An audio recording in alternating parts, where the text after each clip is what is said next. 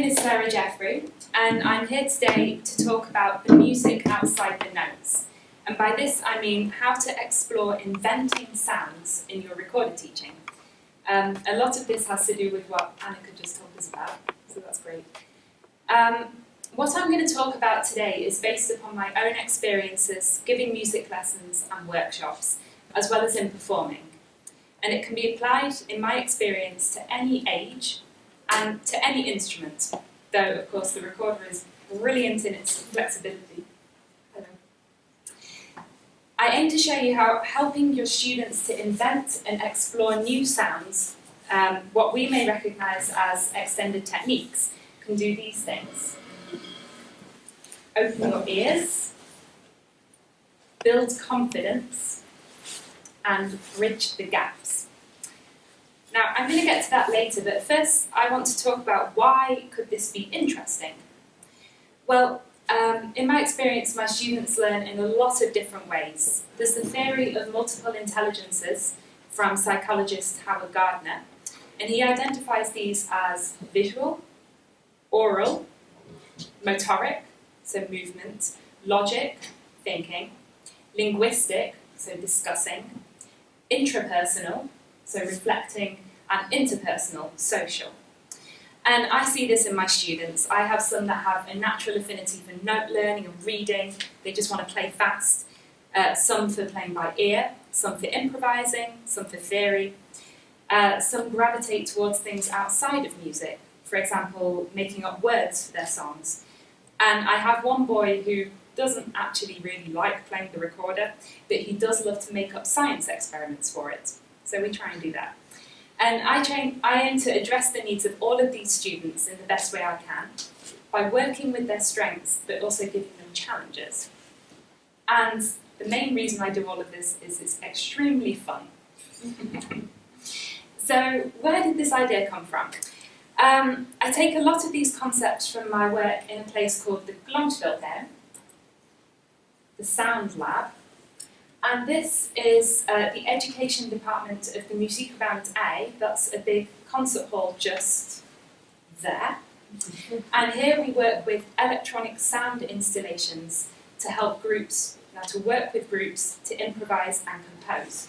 So we have an electronic drawing table, a drum toadstool, an electronic dance floor, and this, the sonar, and that you use by putting coloured balls into pillars. And we do music workshops for groups of all ages. Our premise is that everyone can make music, even if you've never tried it before. You don't need to spend years learning an instrument in order to be creative. We work together in a group, and I guide them in structured improvisations, discovering how it works, and working together for a final composition. So I've taken all of these ideas and applied it to my recorder teaching. This is in combination with the practice of creative music making. This is a strain of education where you let the ideas come from the student, and you facilitate this through providing a framework for that. In this way, the student remains in creative control.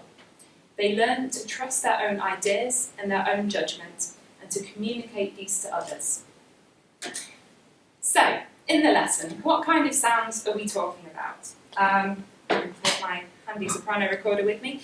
You can do anything. For example, burbles, or glissandi, singing and playing, trills, or flutter tone, all the while thinking what it could sound like, percussive noises, and air sounds, or just playing with parts of the recorder. So you have a trumpet, or just the head joint.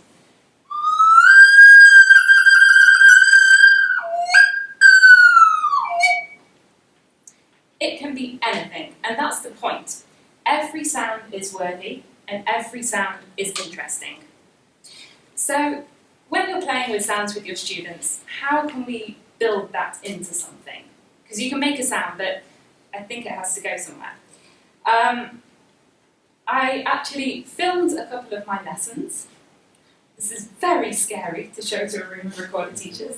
But I've made a very short video of a few of my students trying this out. And this was all in one day, so it was a bit haphazard what was going to come.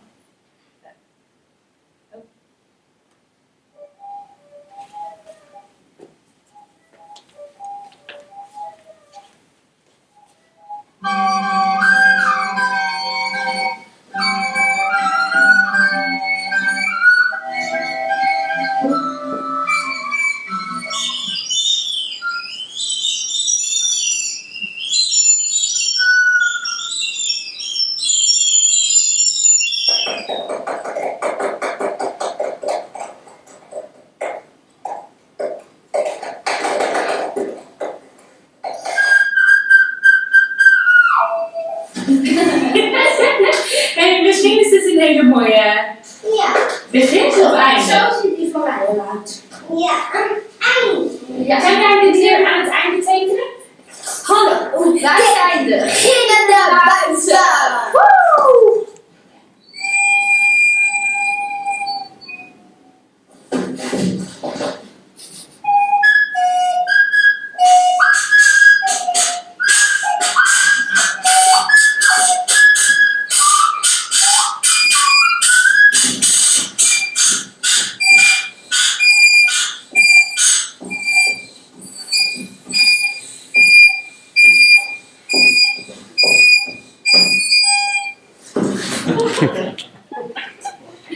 That last boy is the one that really hates playing the recorder, so he says.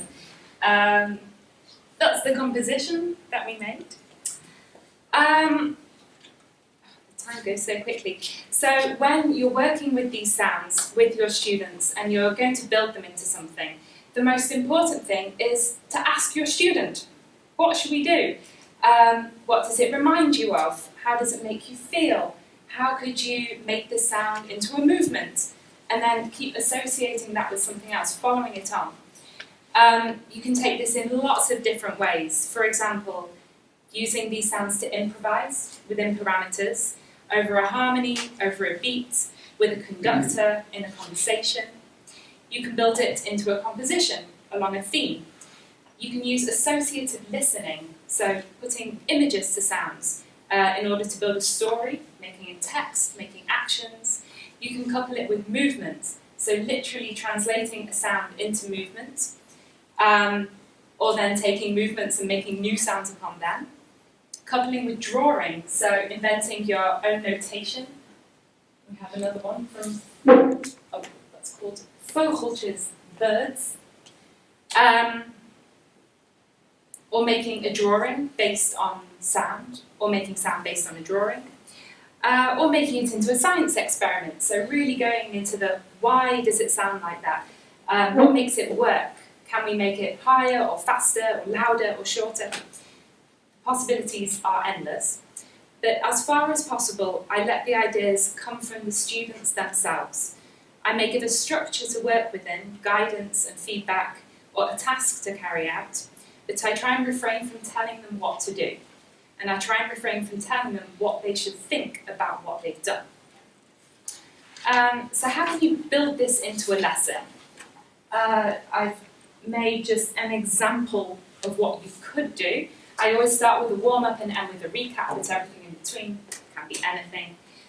You can build this into all areas, into warming up games, technical exercises, existing pieces, so combining with notes, as well as creating something new. And I spend a short time on this in every lesson. It's just part of what we do. To finish, what are the benefits of this? What have I seen in my students? Well, for me, the most important thing is no one sound is right or wrong. Everything can be music. As we get to know all of these sounds our instruments can make, our ears are opened to a new world of possibilities. This greater awareness also helps when playing regular notes. So you really feel that distinction between it's an A or a or. They're not just strange sounds. So later when you come to contemporary music, you're not just playing them because they're written there. They're all familiar sounds that have their own associations and own personalities. I have one 6-year-old that came to me, and he said, "Look what I found." That difference. I was like, oh. And if we really zoom in on that, later coming to tuning and consort is going to be a familiar world. So you're bringing the worlds of contemporary music and Renaissance consort playing so much closer. You're enabling the student to trust their judgment and ideas and to communicate these effectively, and this builds their leadership skills. With this confidence and this greater agency over their instrument, fear of mistakes is reduced, and I think this is so important. The recorder is becoming a companion, something to explore with, and not just a tool that they have to conquer. And it can also help when a student feels stuck. For example, providing a confident start for very young beginners that don't yet have the motor skills to hold a G. I see this a lot. I have one student who is dyslexic, and she finds it very difficult to read notes. Every time we learn a new note, it's a big struggle to assimilate that. So this is something nice to do alongside. And there are lots of technical jumps with the recorder, learning the bottom C, learning the second register, double tonguing, vibrato. Now, I think it's good to give challenges, and I think it's good that students learn that things can be difficult and how to work through them. But working on something creative alongside can keep perspective and keep confidence, and it helps them to approach a problem from another angle. Lastly, it's also worth noting that these concepts, improvising, composing, making sounds, can seem very abstract and are much scarier to adults than they are to children. And this is exactly why I advocate this for all ages. I know professional performers who are incredible players, but they don't dare to improvise, and they're terrified of making wrong notes. So I think it's important to always keep addressing this. And I can say, exploring these concepts is just as challenging and educational for the teacher as it is for the student. So you're getting in tune with your creativity and linking it to the technical possibilities of your instrument. And yet enjoying that you never know where it's going to go. Thank you for listening.